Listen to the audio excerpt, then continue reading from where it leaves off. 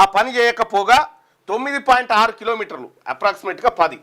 ఇగో ఇది ఇప్పటి వరకు తవ్వలే. 40 సంవత్సరాల నుంచి ఇగో ఈ 10 కిలోమీటర్ల తవ్వ తవ్వుతలేరు. ఇంకా చెప్పుమంటే మనకు ముచ్చట్లు రకరకాల ముచ్చట్లు చెప్తారు. తర్వాత ఇప్పుడు అసలు యాక్చువల్లీ కృష్ణాలో బేసిన్లో అసలు రావాల్సిన ఉన్న నీళ్ళు ఏంటంటే అసలు యాక్చువల్గా 811 టీఎంసీలు ఉన్నాయి. 811 టీఎంసీలు మనకు కేటాయించారు ఉమ్మడి ఏపీకి. అలా 550 టీఎంసీలు తెలంగాణకు రావాలి, 256 టీఎంసీలు ఏపీకి పోవాలి.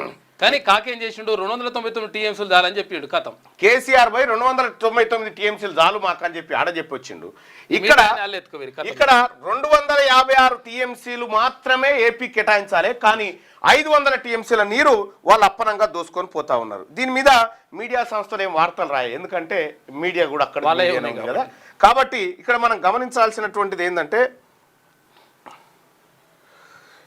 ఫస్ట్ ఈ సొరంగం తవ్వడం కోసం 2005లో 1925 కోట్ల రూపాయలతోటి ఈ సొరంగం పనులు ప్రారంభించారు.